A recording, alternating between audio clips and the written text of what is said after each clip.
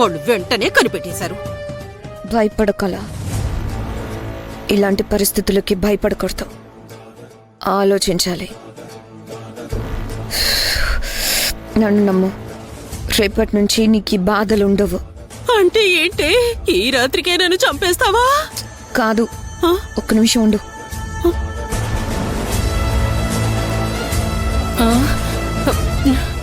ఏం జరుగుతుందో ఏంటో. అయ్యో, ఏం జరుగుతుందో. ఇందులో విషయం ఉంది.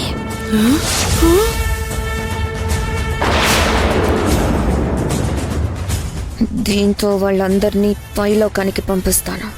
Very good యమజ. నన్నిన్ని బాధలు పెట్టినందుకు వీళ్ళందరూ అనుభవించాల్సిందే. ఈ రాత్రికే వీళ్ళందరినీ శాశ్వత నిద్రలోకి పంపించేద్దాం. ఎస్.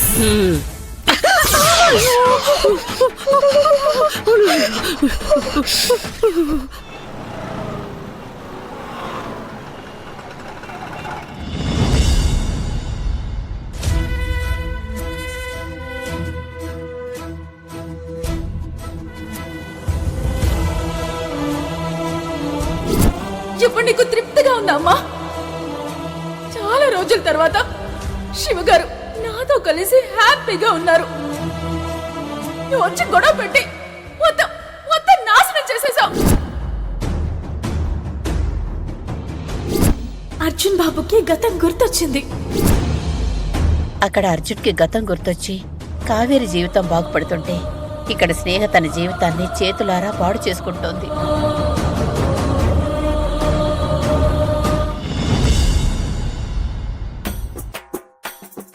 ఏయ్, చూస్తారేంటి? వడ్డించండి.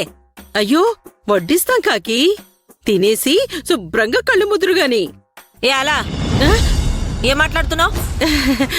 అది కాదు కాకి, ఇప్పుడు భోజనం చేసి పడుకుంటారుగా, అదే చెప్పాను. తన భాష సంగతి నీకు తెలుసు కదా కాకి, అలాగే మాట్లాడుతుంది. సరే సరే, వడ్డించండి.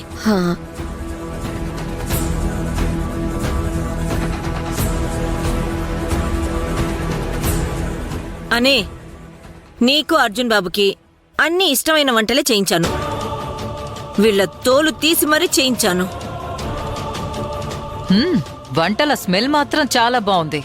టేస్ట్ ఎలా ఉందో చూడాలి. రుచి కోసం అన్ని రకాల మసాలాలు వేసేశాను. చూద్దాం.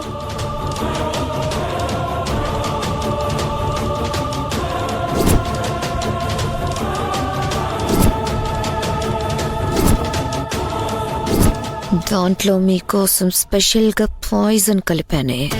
ఈ రాత్రికే ఫ్యామిలీ పైకి పొదురుగానే. ఏంటి అమ్మజా, అలా దొంగ చూపులు చూస్తున్నావు? వడ్డించు. వడ్డిస్తాను. నువ్వురా.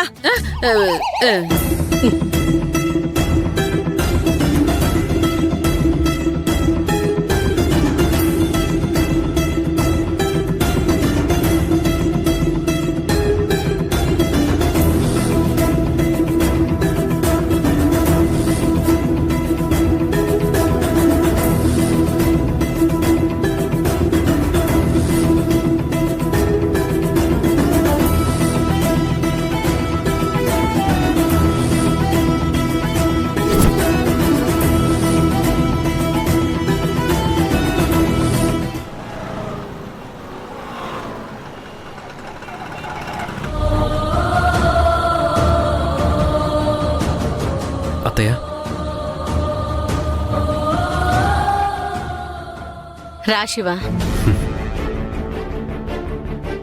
కూర్చో. నేనే నీ దగ్గరకు వద్దామనుకుంటున్నాను. నీకొక మంచి విషయం చెప్పాలి. ఏంటత్తయ్య అది? అర్జున్ బాబుకి గతం గుర్తొచ్చేసిందంట. యమజ నాటకం బయటపడిపోయింది. అవునా? ఇక కావేరి కాపురం కుదుట పడ్డట్టే. గుడ్ న్యూస్ చెప్పావు అత్తయ్య. ఇక కావేరి అర్జున్లు హ్యాపీగా ఉంటారు. ఇదంతా నీ వల్లే శివ. నువ్విచ్చిన టాబ్లెట్స్ వల్లే అర్జున్ బాబుకి నయమైంది. అత్తయ్య, ఇప్పుడందరం సంతోషంగా ఉన్నాం కదా.